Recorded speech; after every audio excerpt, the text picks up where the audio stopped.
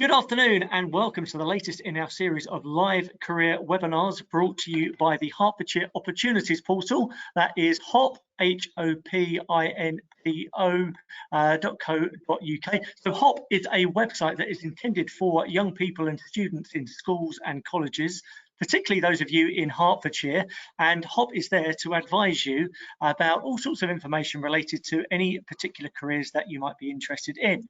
The purpose of these webinars is to give you the opportunity to hear directly from people who have got tons of experience in an industry or in a career that you are interested in or would like to go into. So the theme of today's webinars is around becoming an author, or certainly around writing, perhaps more broadly. So what I'm going to do first of all is introduce you to our panelists. I'm hoping that we will have a third panelist joining us very shortly. But in the meantime, let me hand you over to Kev Saunders and first of all to Kate Miller, just to tell you a little bit about themselves. So Kate, over to you.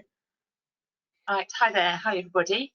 I'm a writer in a really very broad sense of the word, because I've done all sorts of writing, from journalism and copywriting, and currently focusing a lot more on fiction and playwriting. I'm a playwright. I've had quite a few productions done in London and Hertfordshire, and I'm currently working on a novel.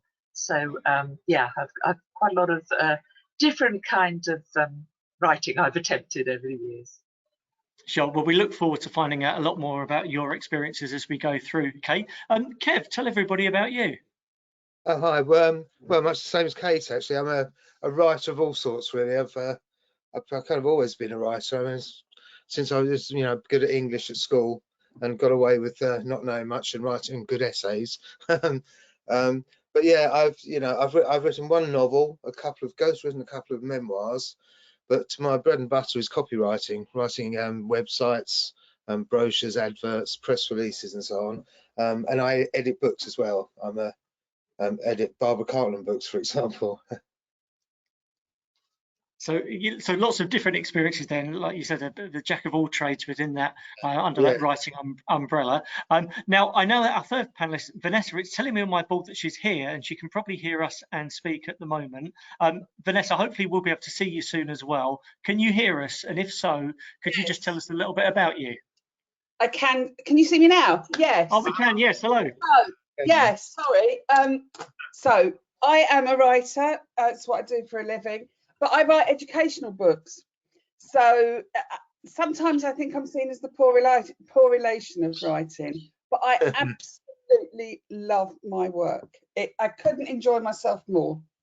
So I write books for young people. I'm a youth worker and social worker and teacher, qualified as.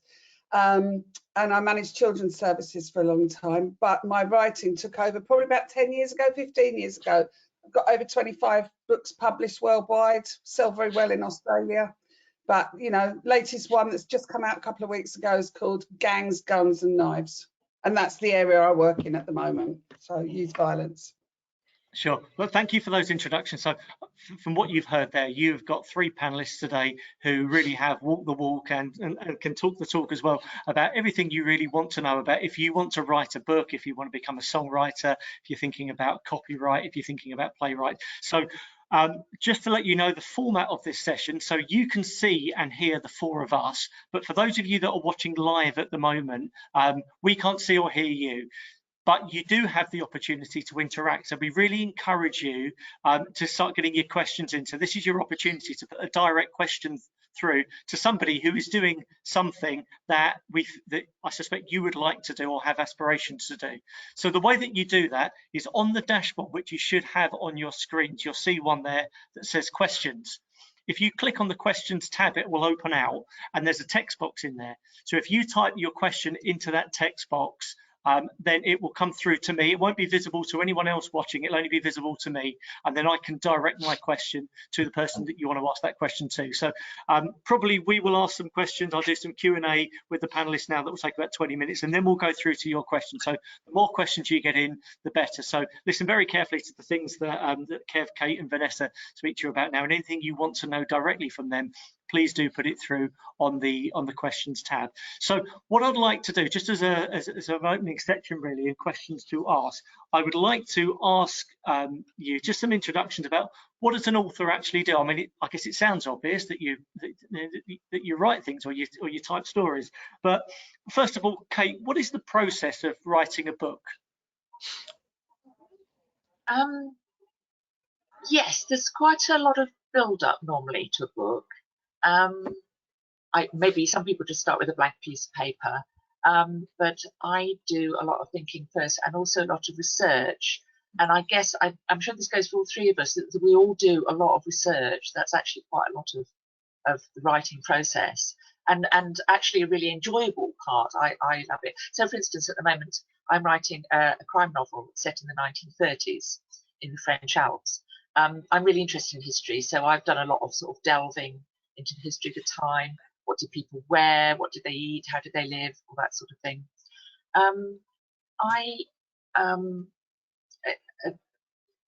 Yeah, how do you write a book? It varies enormously, and everybody has a different writing process. I like to write in the morning. That's when I have all my ideas.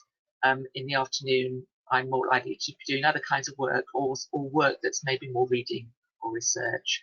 And most writing, certainly for a sort of a big project like a book or play for that matter, it's a balance between your kind of imagination, the inspiration, all the ideas that you have in your head, but also being quite organised, plotting your novel, organising it, what fits in what's going to go in what chapter. That's how you handle a big project. And there's lots of different ways of doing it, but everything is really a matter of balancing those two things, the imagination and the organisation. Sure. Vanessa, let me ask the same question to you. So Kate's covered that from the perspective of writing a fiction and a novel, but what about from some of the things that you're doing? Surely research must be a huge part of that overall process. Yeah, it is. And so two things really. One is that I'm a commissioned writer. So I have a publisher who, the publisher, I have the idea, the publisher tells me when I've got to have it written by. So I know I've got to have an end product. And for me, that really works. I also do things like, so the BBC have had television programmes. Underage and Pregnant was one, Baby Borrowers was another. Pregnant at 16 is one I've worked on. So they'll do a teaching resource book that goes into schools. So therefore, I'm told it's got to be written so that teachers who might not know anything about this programme, they might not watch the programme, but the young people are likely to because they're BBC Three shows. This is how many pages we need written. And in that, this is what we need the outcomes to be. So although I have all the creativity I want, I have a set parameter, which is maybe slightly different to Kate because her imagination is driving all of it.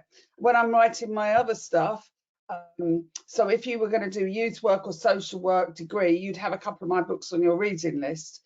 And that my unique selling point, if you like, because I have to sell it like Kev, I have to self-promote, is that I deliver it. It's written, it's been done with young people. So the stuff has always been tried out. So that drives it too. And it has to be current because otherwise I'm out of date before I've written it. So it has to be current. I have to have somebody who's buying it. And so somebody, because I'm commissioned writer, I'm a gun for hire, if you like. And I will write for anybody who pay me. Because, yeah. Well, within reason. I wouldn't do political stuff. No, okay. Kev, I mean, again, you described yourself as a bit of a jack of all trades within the writing world. I guess this isn't a job like being, well, I suppose like being a doctor or being a lawyer, where you go in at 9 o'clock and you sit behind the desk and you've got a set format. I mean, from your perspective, some of the things that you've done, what does an average day or week look like? Oh, so that's quite tricky actually. I mean, it varies a lot at the moment. Funny enough, I just got a really big job, which is not the most exciting thing, but writing a vast website of writing 14,000 product descriptions, describing 14,000 products, and they're all warehousing stuff. So like Amazon now thinks that I'm mad about forklift trucks. So I keep getting there's everything about forklift trucks, shelving units, brackets, nuts and bolts, all that. I have to write about all this. And weirdly, that lately I've been getting up, starting at 6 in the morning and working till 5 just to get through it. But that's unusual. More of the time, I do that kind of stuff in the mornings. But if I've got to come up with ideas, if I have to come up with a great concept for an ad campaign, or a theme to run through a big website, or a press release, I've just for example given a title to an artist's new show. He'd done some sculpture, a range of sculptures and a load of abstract paintings, and his agent said, "So what's it about?" And he didn't actually know, so he showed me, and I decided what it was about. Then I wrote all about the sculptures, all about the paintings, and I gave him the titles as well. And then I wrote his biog, and I wrote the press releases for the show. And that's an afternoon job, and I'm often to be seen with a laptop in the pub doing that, because that's staring at the ceiling for 5 hours trying to think of something. So I do the steady plodding through work in the mornings, and I do the thinking at night, afternoons and evenings. Okay. I write through the night. All right, yeah, same here quite often. Yeah, I often write, so I'll start, because I'm delivering training or working me out, going into schools or whatever I'm doing, but I get really about 10 o'clock at night, I get on one, and once that idea is there, I cannot stop until it's done. So I can lose 3-4 days just sleeping at odd hours, then getting back up and back writing again, and it is enough to drive everybody else mad. But is that slightly because of the lifestyle and trying to juggle the other commitments that you've got, Vanessa, or do you find that actually working through the night is your creative slot? My most creative. It's my most creative. There's nobody else around. I take the dog for a walk about 1-2 o'clock in the morning, and I love the silence. And then I'll go back and reread what I've done, and then go to sleep. I don't know, about 5, because I can be up again at 10, go to work. So but I really like that time of the night. And whether that's because I started writing when I had babies and I was up feeding them, and I used to write then, I don't know. I've always written. I've always kept a diary since I was a kid. Always written. Always had a book on the side that I write notes in about everything. Yeah. Well, I guess I'm really intrigued, and perhaps Kate, you can tell us your own experiences here. But is this something that you discover through your journey as a writer, or is that something you understand how your body clock works and how your mind works and how you can be most creative and productive? Kate, what works for you? I think that's probably no, I guess most of us are probably all started off having to fit in the demands of a paid job, and then whatever writing we did ourselves, probably we did at evenings and weekends. I went freelance as a writer quite early on in my career, so after that I was pretty much, well, no, sometimes I was working in people's offices, but often I was able to make my own timetable, make my own schedule. A lot of writers really do like being freelance, I think. Yeah. You just really have to go with when. Yeah, no, I could never go back to working in an office again. I take it.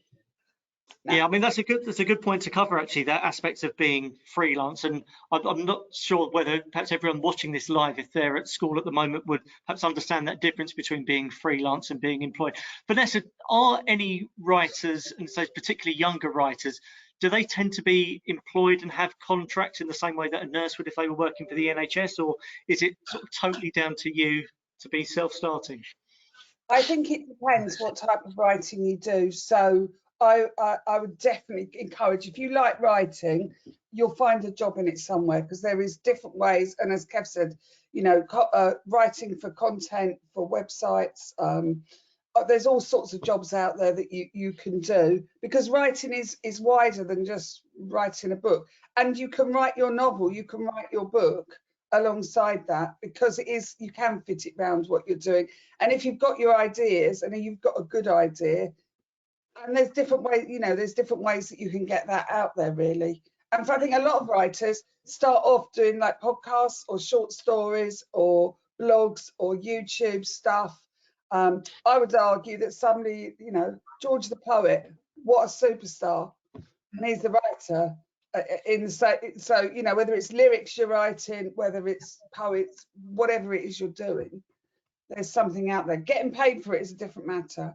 So getting paid for it, you need to find that you probably need to be doing the commission stuff in terms of, like Kev's doing. You might not be interested in writing about shelves from IKEA or whatever it is that you get to do, but it's words, and it's a love of words that drives you, I think. Just, I love that empty page. I love seeing the words down. Yeah. Well, when did you, Vanessa, I'll come straight back to you. When did you know you wanted to be a writer and this was going to be your passion and it was something that was going to become your career? So my first poem was published in an anthology of children's poetry when I was about 9, and I won a writing competition a little bit earlier than that. And everybody said, "Oh, you're going to be a writer. You're going to be a writer, aren't you?" And I wrote my first book when I was about 9, and that was a fictional family tale, loosely based on the famous Five, I would say, probably. That's one of my bigger influences at the time. But then I decided, because everybody told me I was so good at it, and I didn't have a great time at school, but I had an inspirational art teacher, and I went into art first of all, and I went to art college. But I can tell you, as an artist, I was a very good writer. It wasn't really, you know, I wanted to be better than I was. I was good locally, but I couldn't cut it with an agency. But my words were always good. And I think it's having self-belief, somebody who believes in you, a teacher that sees something in you that maybe you haven't seen yourself. And if you have that love of words, even if you don't know how to use them, it's finding somebody, a mentor, somebody to nurture you, somebody to help you along and to reinforce that it's worthwhile going on.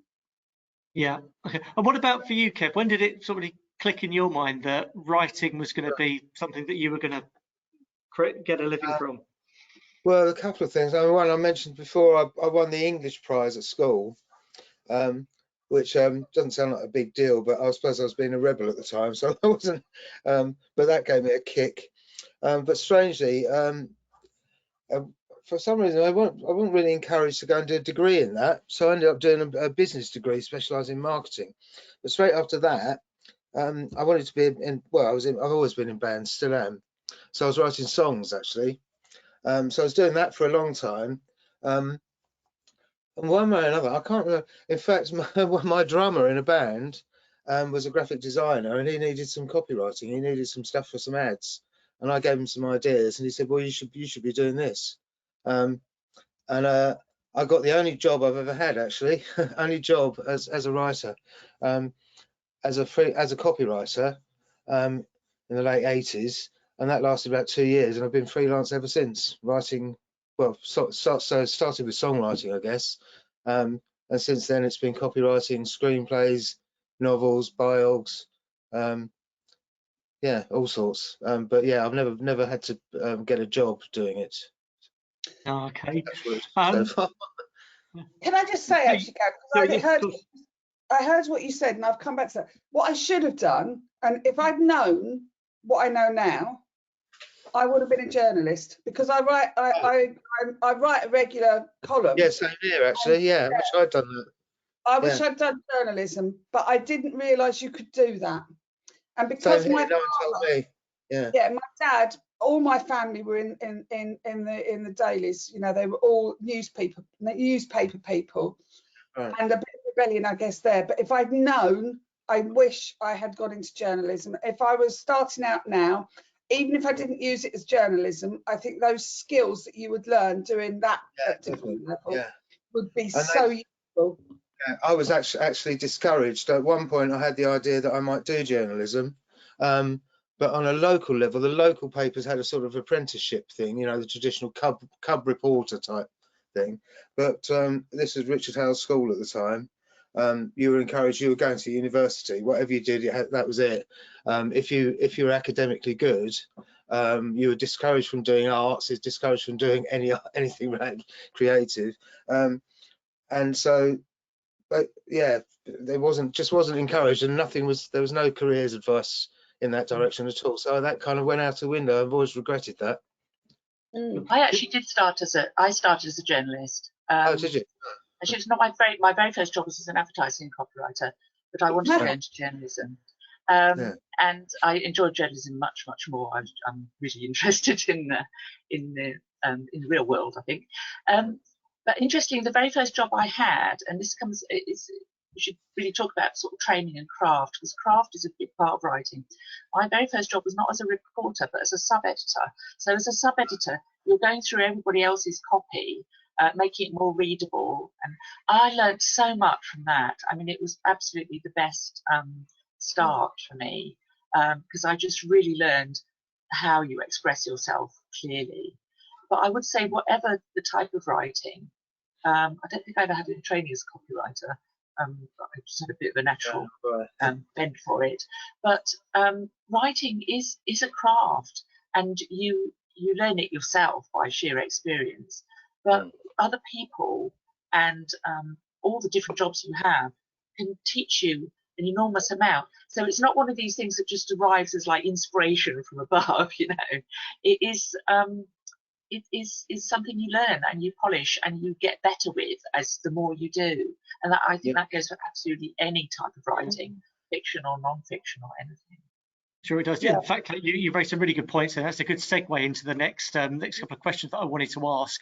So I suppose a lot of people that will be watching this at the moment, will still be at school at the moment, they'll be wondering, what are the steps that someone needs to take? Are there any subject choices that are going to be of particular use? So, well, let me ask Vanessa first of all, are there any subjects that you would recommend somebody takes at either GCSE or A level, or perhaps even at degree level, if they wanted to become a writer? I think probably English literature and English language is really useful. Reading, as a writer, I read all the time. I don't have the same academic background as the others, in that I didn't finish school. I was allowed back in to do my GCSEs. So from there, I went to college, to art college, and I went back to education and did it that way. So I don't have that formal, I didn't have a formal path. So what I'm saying is, just because you don't think you're great at school, or school isn't great for you, but you've got a voice and you've got something you need to say, keep writing, because it can be done. You know, we all find our way in different ways, but I would definitely, English language, English literature, history is good, or whatever you're interested in, because people write about what they're interested in. I think that's what Kate was saying there as well, is it's finding what you... Yeah, so I can see that. Dyscalculic, and I also, I is absolutely cracking at punctuation. I did English A level, but I wish somebody taught me how to punctuate properly. Now, I'm lucky, I have an editor does that, but sometimes I look at my work and think, oh gosh, I don't know where it's supposed to go. So if I can say one thing to learn that would really help you, is understand that punctuation. And it's really simple, but I didn't think it mattered, but it kind of does a bit. Sure. Kev, with the sort of range of writing that you have done, were there any particular subjects at school that you think have actually been really helpful for you in taking you along that journey? Well, actually, as far as I remember, I don't remember ever being taught actual English grammar. I think I went to a primary school that was quite progressive, and we didn't have formal lessons, so I was a bit of a disadvantage at what was then I was one of the last people in a grammar school, ironically, that didn't know that. But ironically, I did English literature, so for a start, getting the habit of reading great books, of all sorts of great books. But doing French literature was quite good as well, because and Spanish and French language, because it makes you think about the grammar, and then apply it to your own language. So you understand. And similarly, it's like, you know, learning. They always say learning Latin's good for writing, but I think any of those Romance languages, it gives you a grasp of the way the language works, and I think it helps you come up with ideas and juggle with the way you use words. And similarly, you know, wordplay in English is brilliant because we've got so many influences, all the other languages that mix to become English. But if you understand some of those other languages too, you can make, you know, it's more to your more colours to your palette, as it were, if you're trying to paint pictures with them. Nice. Yeah. So, Yeah. and Kate, what about from your perspective? Any particular subjects that you think someone should think about? As I say, I think history is very useful. I mean, I think English, it goes without saying, and I absolutely agree with Vanessa. Reading is really, really important. I mean, good reading makes good writing. Definitely, it's really important. History gives you ideas, actually, as well as and any of the subjects that really sort of make you kind of investigate how the world works. And that could be anything, especially if you've got a good teacher in a particular subject. It might be geography, it might be biology. But again, I would agree with Vanessa. It's the really important thing is to follow what you're really fascinated by, because ultimately that's going to tell you what area you will be writing in, ideally. I mean, and maybe not to begin with, but eventually, you know, you'll find that you'll end up, that's where you'll end up, that's what you will be wanting to write about. Drama is hugely useful. I love drama, and I'm a playwright now because I knew I was never going to be very good at. I knew there were better actors, but I really I loved I love drama, and I've hugely enjoyed writing plays. It's my passion. Yeah, so I mean, it sounds really as if what you're saying is that, you know, going and getting a degree at the top end of the academic spectrum, it's not because of that you're going to be a good writer, but some of the skills that you will learn from doing a variety of different subjects, and I think particularly ones that encourage you to read and perhaps analyze what you're reading and what the author is trying to get, how they're trying to get their point across, is going to be really useful for you to understand the process involved. What about the sorts of skills and qualities that a writer needs? So forgetting the subject or any academic qualifications, Kev, what do you think what the skills and qualities that you need to demonstrate on a daily and a weekly basis? Well, I suppose well, one of the things is actually making yourself do stuff, because you're on your own. That's one of the things. You're on your own. So although I have a client and I have a deadline, but it's so easy, especially because you're at home. If the washing up's sitting there, you just do it, or you do absolutely anything but fill up that blank page. So I think it's a learned skill. You learn how to get started, and one of the, I've read this in screenwriting. If you're trying to do even if it's a short piece of writing, if you can't write that start, write the end, or write the middle, write the bit you can write. Because you don't spend all day hung up on the first line, write the third line, because if you've got some of it, the rest will come to you. And getting over that hump I think is one of the big skills. And similarly, I think not being afraid to mess around with words, because I think whether it's copywriting or advertising copywriting, sometimes there's no actual words in the finished ad. It's about the ideas, and you have to get used to the idea of not having ideas and not think there'll never be one, and get used to the idea that you might spend all day failing to do something, but that 8 hours you spent, if the end result is 3 words, that's well worth it. And that's the thing, you have to persevere. I think that's about it. Yeah. The next skills and qualities? I would say, can I just add to what we were talking about before? And I would say, watch lots of adverts, because I went to art college. I actually went and did graphics, and I then went into an advertising agency as a graphic designer, not a very good one. And then they got me writing stuff, and I was much better. But the adverts that you love, what is it, the content that you watch you know, what is it that makes you love that content? What is it, whatever, on whatever platform it is, social media, whatever it is? Because I'm thinking of things like Twitter. Some of the people who are just so skilled on Twitter, it's a real art to be able to write that short stuff. So having fun with it, enjoying, so skills and qualities, have a passion for what you do, and, you know, be prepared. I think flexibility, because if you can't do it one way, you can probably do it another way. Patience. I can't tell you how many times I've wanted to chuck the computer at the wall, because I have spent ages writing something that I look at and I just think, what did I write that for? That's drivel. I don't. Or writing things because I write it in the here and now. Things like, one of the books that I wrote recently was about, we need to talk about pornography. So I'd spent ages writing this beautifully crafted, I was so pleased with it, about why we needed to be doing this in schools, because I was concerned about A, B, C and D. And then everyone's invited breaks. My story is no longer relevant. I need to be talking now about rape culture, and everyone's invited.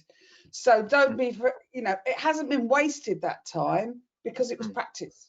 So don't be, you know, so you've got to be patient, appreciate that some days are going to go really wrong. So resilience, I would say, if you can build resilience, personal resilience and self-care skills, because you're on your own a lot, that you've got good resilience, that you, when things go wrong, when somebody says they don't like your work, when somebody picks out the one bit you thought was the most beautiful bit in the world, crashes it, that you don't crumple on the floor, but that you've got that, you can dig deep and you still are able to face the world and write again. So I would say those are all really important skills and qualities, and you don't need to be academically brilliant to have those, but they are skills and qualities that will help you throughout wherever you go in life. Yeah. I did. That's the advertising thing reminded me of something. I won a couple of screenwriting awards from the Film Council, and as a new screenwriter, and one was for a feature film, never got made, but I got paid. I got paid to write it. I asked the person in charge, was a very famous script doctor who, you know, looks into Hollywood's screenplays and sorts them out. And I'd said I wasn't quite clear how they could decide that I was worthy of this thing by looking at what I'd given them, a one-page A4 synopsis of my film. And what she said was, well, we noticed you're an advertising copywriter, and so many great film writers start as copywriters because they learn how to put an idea in your head within the fewest words possible. And I've forgotten about that. And if you look at ads, you can see how sometimes a great ad idea, it puts the whole idea of that brand and what it means in your head in that very short time. Yeah. That's quite a skill, actually. It's an underappreciated one, I think. No, of course it is. I mean, Kate, from your genre of writing, which is around fiction writing currently, where does that creativity come from? Were you someone as a child who had a very active imagination? I mean, where does it come from? How do you harness it? Yes. No, I was always writing things as a child, and daydreaming too much, probably. It has. Creativity needs to be fed, actually, and I know that I have got more creative the more I've written my own stuff. I was less creative. I think it's quite hard to do, but I personally found it hard to do both. The more I was writing other people's stuff, the fewer ideas I had. So I mean, creativity is an incredibly hard thing to pin down. And it also relies on a certain amount of freedom to play and to just it's great to have deadlines, but also sometimes not having deadlines helps. One thing that I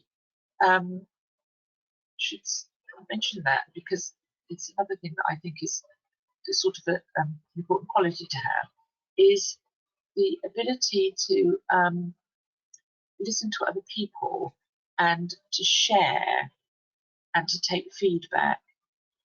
And although writing is quite a solitary job, ultimately you're writing to be read by others, and you always have to bear that in mind. And so if you are, when you're writing fiction or you're writing your own stuff, short stories or poems or that sort of thing, it's very personal, and it's quite hard and can be quite painful to share with other people. But you've got to learn how to do that, because what you're writing, if you want to put it out there in the world, you've got to know that you're getting through to other people, and you can only do that by sharing. And there are ways of doing it. There are websites and things that really great stuff that you can put your short stories up on and get free feedback. And it takes quite a bit of courage to do that. But once you've kind of got that courage and you keep doing it, you will get stuff. You will get back. You will get back as much as you give out, in a way. And working with other writers, the great thing about playwriting is I work with actors and directors. You get an awful lot of creativity back from them as well. It's not all a one-way process, and that's a really important dimension to the whole thing. Sure. Okay, I'm going to skip through the next section, where we looked at the prospects for authors. So I think we've covered a lot of the things already, and there's so many fabulous questions that have come in already. So I want to crack straight on with some of those that have come in. There's some common themes in here, so we'll go through this. So I think I've got 5 questions here asking almost exactly the same. How would I get a book published? So, well, Kate, talk us through what is the process for getting a book published? Do they mean a fiction book? Are we talking about a fiction book? Well, I guess yeah, let's talk fiction in the first instance. Yeah. A non-fiction book, as Vanessa said, will always be commissioned. So a fiction book, I can't write. It's not an easy process, but new fiction books are being published all the time, and I think we've seen in the pandemic that people have really turned to books. The book sales are way up. So the process, the sort of conventional route for getting a book published is you have to write it first, and then you seek an agent, and you don't send it directly to the publisher. You have to get yourself an agent, and an agent goes to publishers. It's not an easy process, and also surprisingly long-winded. It takes quite a long time between a book being written and being published when you're a new author. There aren't that many agents out there that will take on new authors. There aren't, the whole thing is tricky. There are other ways to approach this now, and I think increasingly, I mean, this is a good time to be an author, because there is now, through the changes in technology, really, there's now a huge and sort of growing independent publishing industry, and that's just because it's just got so much cheaper, and also because there are now ebooks, and because the old publishing industry was always quite big and unwieldy, because it was very expensive to print books and send them out to shops. But it's almost nothing now to produce an ebook, so the possibilities are much greater, I think, for authors now. And there are also lots of other ways. If you're thinking of getting a book published, there are competitions. That's publishers are particularly looking usually for young authors. There are often Twitter is always a good way of finding these things out. There are quite a lot of competitions out there, or what they call sort of, they will open a window of opportunity for things to be sent to them. A lot of people self-publish, which again is not that you need to do it properly, and because anybody can self-publish a book and put it on Amazon, and I know quite a few people who've done this, and you just put it on Amazon, and yeah, they're selling. They're not only selling in this country, but of course they're selling in other English language countries. So people in Australia and Canada are buying their novels. So it's it's a much easier and freer process these days than it was even, say, 5 years ago. Yeah, I mean, what are the advantages that you would have by having an agent and a publisher, Vanessa? So for me, I don't need. Well, I mean, if there's any agents ever listen to this, that'd be nice. But I've never needed one, because the first piece of work I did, I was actually asked to do it rather than me writing something. But everything else was submitted in the same. You know, I then had to. I've got several publishers, and they. So I've pitched ideas. So what I did was I write about what I'm interested in or something that I think is really important, and then I'll pitch it. I'll have a look online, see which educational publisher covers that, and then write a pitch to them to say, look, you know, I'm published here, there, and everywhere. But how I also supplement that to get more interest in it is I write a regular blog, or not so much now, but I did. I wrote a lot of blogs. I wrote a lot of articles for magazines that I knew would be those publishers would be looking at, so that when there was something in that field, in the field I wanted to write in, people came to me for a comment on it, and then I'd get asked to write a small piece. Then could I write a big piece? And then it got bigger and bigger. So depending on the type of writing you need, you know, if you want to write, I think Kate's right. If I was a young author and I got something that was creative, I would definitely be looking at some of the young authors prizes. There's some really prestigious ones from some really big agencies out there, and even if you don't win it, you had it read, and you know, if you're in the top 20 or top 10, they'll give you feedback, and that is so useful, because sometimes it's just about finding the right fit for you. So go online, look at the different publishers, look at the different stuff they do, look at what they're looking for. And Kate is right again. A lot of people are looking for young authors. They want that next new voice for the UK. It could be you. Why not? It's got to be somebody. Why can't it be one of these young people? Absolutely. I mean, Kev, trying to go in and write a novel as your first big piece of published work is like trying to climb Everest, isn't it? Are there other more achievable writing aims that someone can have if they see that as a career? Well, I've never not that I'm one to talk, but I mean, one thing, because I do a lot of editing. I do actually do proofreading. Funny enough, for lots of people who are self-publishing, I through a small local publisher, I offer editing and proofreading from them. So even for ebooks, for example, so what they put out is of a decent standard in terms of grammar and punctuation and so on.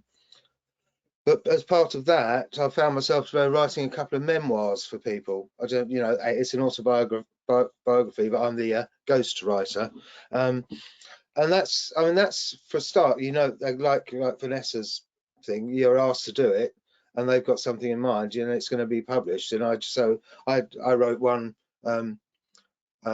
What's his name? Don Murphy, a guy who's dead now. A guy who was a bit of a gangster in a music business, a rock and roll manager. He had stories to tell.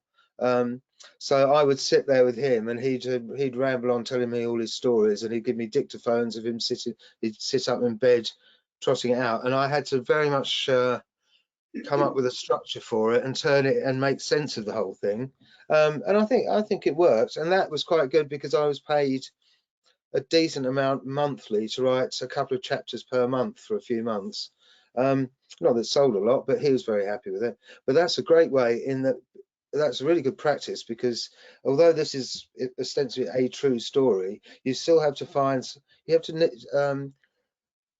if you look at a great autobiography, it doesn't go, I was born on blah, blah, blah, and I got retired, blah, blah, blah. It's not necessarily linear. That's, you need to find a way around, a way of telling that story that draws people in and hooks people. And that's a really good way of getting into the idea of a novel, because you're getting paid for it, and it's going to be published, and it sort of makes your mark, but in the same time you're learning to tell a story and build characters as well. Yeah, building characters is really important. Yeah. Right, we've got a lot more questions to get through, and there's some really, really good ones. So I do want to try and ask all of them. So I'm probably going to ask you to do something that you're perhaps not that comfortable with, which is trying to give some very, very concise answers. Of course, your careers as writers are around so much description and detail, and So I'm going to take you out your comfort zone here. So well, we've kind of touched on this. What is the best way of getting an agent's attention, Vanessa? Don't make it too long. Don't send them something that they've got, actually practice. What is unique about you? What is the story you want to tell, and why should anybody listen to it? And find the right agent. Look through. All those agents tell you what they're looking for. Don't think, yeah, but when they see mine, they'll make an exception. They won't. They're really clear. If they only do children's fiction, don't go sending the rock and roll memoirs of some old boy from a band. Keep to what they want and make it count. Doing stuff like sending it on scented paper or writing in yellow ink, no, don't bother with any of that. It's your writing skills. Yeah, but tell them who you are, what you're saying, and why it's important. Sure. Thank you. How do you get through writer's block, Kate? Yeah, that's a difficult one, because when you're in it, you can't get out of it. That's the problem. I often just turn to other people actually to help me. When I've got stuck, sometimes I've asked a writer friend to give me. I did it once, and she got me to send her something every day. So she said, send me 100 words every day. And somehow actually that worked after a couple of days, because I had to do it for her instead of sitting around feeling sorry for myself. But sometimes you have to go into it, because there's sometimes just a reason why you've got writer's block. And it's usually because you're scared of something. Right, okay. Kev, this question I think is probably best pitched to you. How do I get a play shown? A play? Yeah. What's the process? I mean, is that the same as writing a book and trying to find a publisher? Is that the same thing? I don't know about plays. That's more Kate's department. I know, I'm the one. I know about plays. Go on then, Kate, take it away. Yeah, if you've written a play script, lots of well, obviously we're in a difficult time right now, but in normal times, there are quite a few new writing theatres that are interested in new writings. They're nearly all in London, and so investigate that. And they will accept new plays sent to them. They might give you feedback. Equally, there are quite a few competitions every year. All the ones I know are based in London, but that's probably most appropriate for here. The BBC Writers' Room is an absolutely fantastic resource for screenwriting and theatre writing. They will tell you about competitions and all sorts of things, so check that out. Maybe not, again, it's a bit like other things, possibly not many plays get just picked up and done straight away, although ones that win competitions do, that festivals, competitions, they might do 4 or 5 plays, or team up with I work with a theatre company, Pins and Feathers theatre company at the moment, and others I've worked with specific theatre companies, including one in Cambridge, and that's the other way. There's quite a lot of there's quite a market actually for play scripts. There's no money in it, but it's a lot of fun. There's a lot of young actors. There's a lot of young actors who are just desperate to do something, and they're all doing it online. They're all doing it online. So you could get if you've got a play, get in touch with the unis that do drama. I would suggest maybe Central in London, because it's the best one, and just say who's on your books, who's interested in doing something, are they doing anything online, are they interested in new plays, because there's loads of young actors who have just qualified, they're looking for their first jobs, and they're putting on their showcases and they are using each other's plays, so they're looking for new stuff too. Right, okay, that's really interesting. I didn't know that world existed out there. Do you have any advice on fantasy world building? Oh yeah. Oh yeah, Vanessa wants to take this one. No. Well, I don't do it, but I've contributed to it because my son writes fantasy stuff, and so he started off because he was asked to write games. Now I won't use the right terminology, so whoever this is, excuse me, I'm old. He don't write stuff for Dungeons and Dragons and Wizard World and stuff like that. That's how he started, was writing the games. So he writes whole worlds and episodes in there. So he started by putting it out there. He had a friend who did the graphics, and so he was writing around this other young person's, but he started when he was about 13, 14, and he's only, you know, he's sort of early 20s now. So that's what, but I mean, he gets paid for what he does. Does he get paid a lot? No, because what he gets paid for is, in lockdown, he's been approached to write fantasy games, and then they will pay him for everybody that logs on to use that game. And he's doing it through a fantasy world cafe in London. So that's who he's working for at the moment. So there is work out there. But you know what? If you're into that fantasy stuff, you probably have the networks you need. You probably know where to look better than other people do. Right. If you're, Okay. there's actually a technical tool to help you with world building. I can't remember the name of it, but I'm sure if you Googled it, there's actually an app or a website. Again, my son writes fantasy stuff as well for games, and the website will take you through all sorts of decisions you need to make. You know, like whether you're writing a clan of somebody and who they all are, or who your monsters are in your game, and that sort of thing. Yeah, there are actually technical tools to help you, because it's quite hard to keep track of all that. Definitely. Yeah, I'm sure. Kev, what are the hardest things to write about, and why? Oh, I don't know. Well, for me, stuff you're not interested in. I found it with the copywriting stuff. If you're really not interested in it, I find it a real grind. Like the stuff I was talking about earlier, to be honest. So, especially with the advertising stuff, you know, writing about beautiful artwork. I can write till the cows come home, because I can look at it and get inspired, and I'll tell the artist what it is, and make up a story about it, and I'll be enthusiastic about it and write a whole philosophy for the whole thing. But then, you know, I'm writing about some steel extensions you stick on a forklift to make the forklift truck carry bigger pallets, or a thing that's a cupboard to put in your solvent liquids in the factory. And but I've still got to summon up.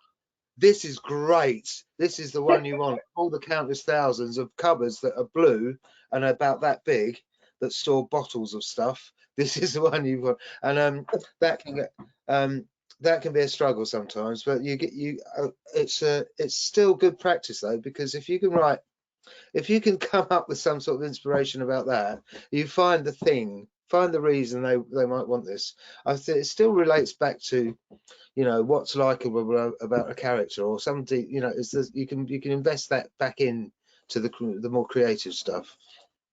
Yeah. Does that help? No, it's interesting.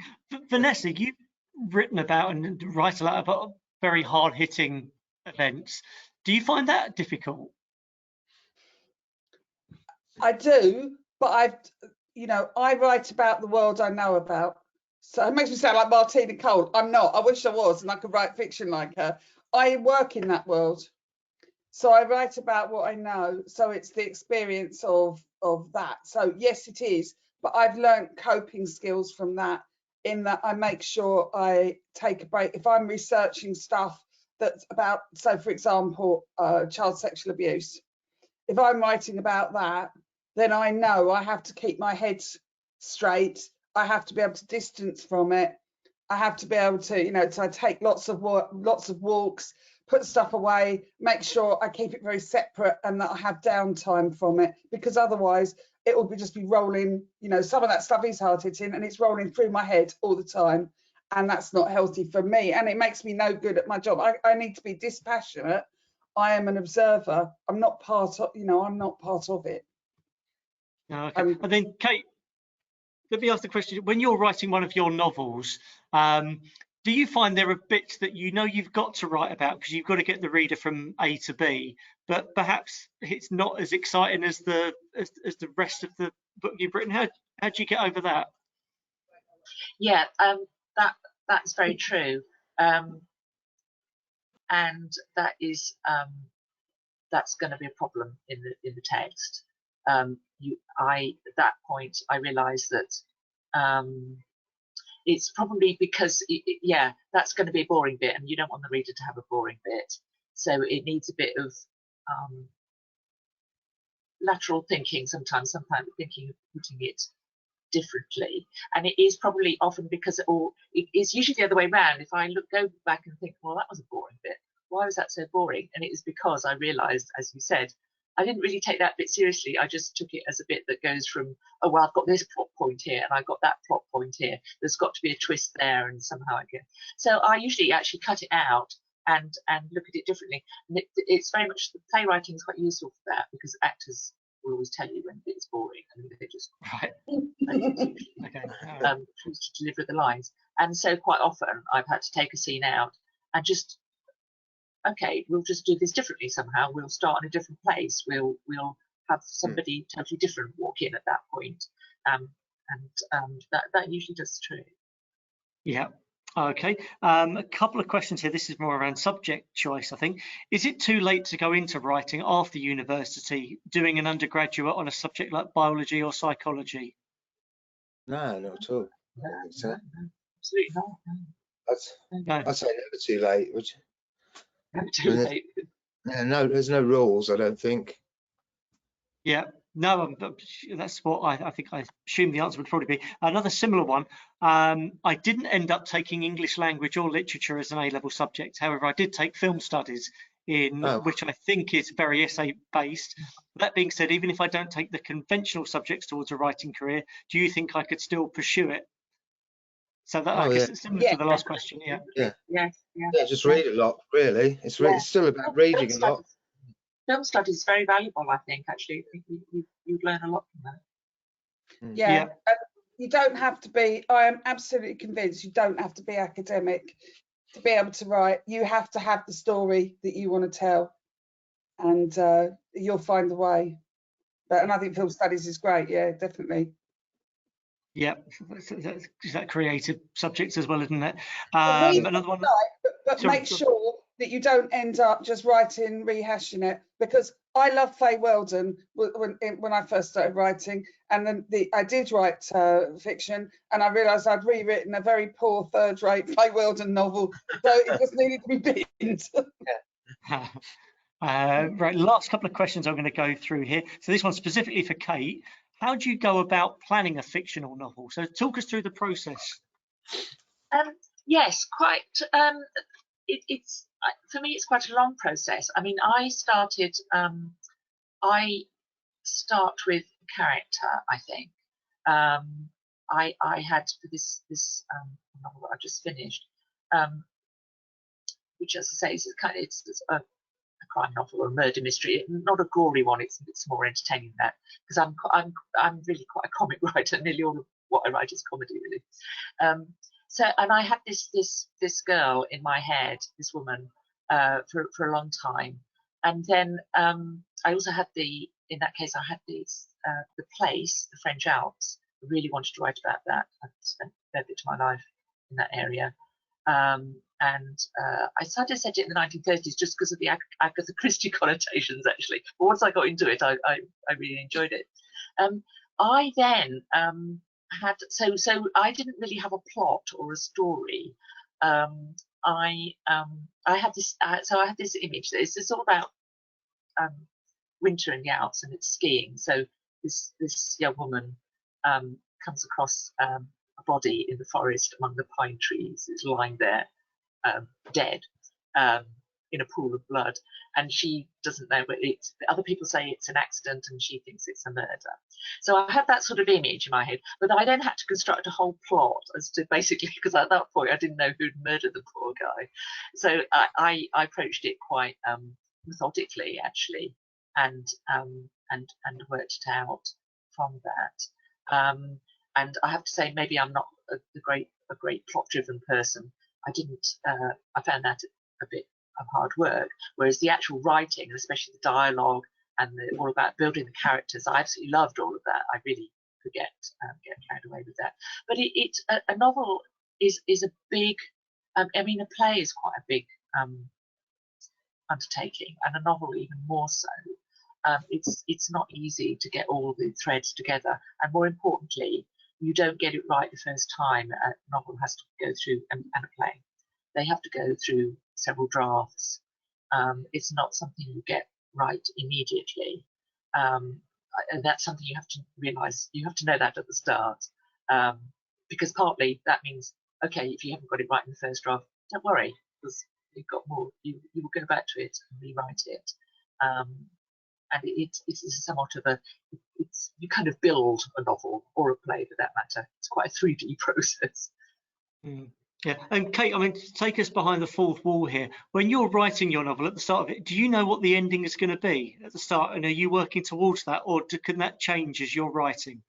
As I say, with that particular, I'm writing a novel that I'm writing at the moment, actually, which is a sequel to the first one. That's been a lot easier because I've got my characters established, and that too started with an idea, or in fact a place, a villa by Lake Annecy, and a mysterious woman living there. But in that case, I quite quickly knew where it was going to end up. I knew what was going to happen to that woman and what was going to happen to my main character. I think this time I will probably not have to spend so much time plotting and replotting. I do a timeline for my plot, which is quite useful. And if you're writing a mystery, you have to work it out, because there are things certain characters know that other characters don't know, things the reader knows that other characters don't know, and things the characters know that the reader doesn't know, and all of those have to, and there are red herrings, and all of those have to build, have to come together. But in this particular case, I always have to have a kind of atmosphere or feeling, an atmosphere actually, I think, for a novel, or a play's been a little bit different, but yeah, it's hard to express exactly what I mean, but some of it is quite visual. I have images in my head as to a film almost, as to how it would look. Yeah, Vanessa, I mean, similar question to you. I mean, you're writing non-fiction, but have you got a conclusion in mind when you start writing the book? I know what I want to say before I say it, and I have. I'm very visual, so I have post-it notes and stickers and telling me what I'm going to do in each chapter. I then have to print the whole thing off, and then I sit and I physically, I used to, well, I suppose a bit like a copyright, stick it all back together. So I'll take the whole thing apart, and if a page doesn't look like it's in the right place, I'll take it and move it. It's a really visceral experience, and I create a mood, I create a soundscape. So for me, music is what drives me. And so sometimes it'll be the song that has made me think of why I want to write about that. So it was Cardi B, WAP, that got me writing recently. And I had that on a loop. I must have played that about 4,000 or 5,000 times by the time I'd written that piece, because I was writing all about music. I was interested in sexual imagery and music, and that music seemed a good place to start. So I want to be reminded of it. So if I was writing Kate's stuff, I'd be listening to something from the 30s that took me right back to that place. Yeah, there you go. So creating that, I would imagine, yes, something like that. So I know what I'm going to say. I stick it all around, and then I can pull from bits to look and see where I've got to. Yeah. No, okay. Right, well, I think we are going to round up now because it's just gone 5 o'clock. So what I would like to do is just ask, really, I'm going to ask Kev to come up with a concluding answer to this question. It's quite a nice one, Kev. We kind of touched on it earlier.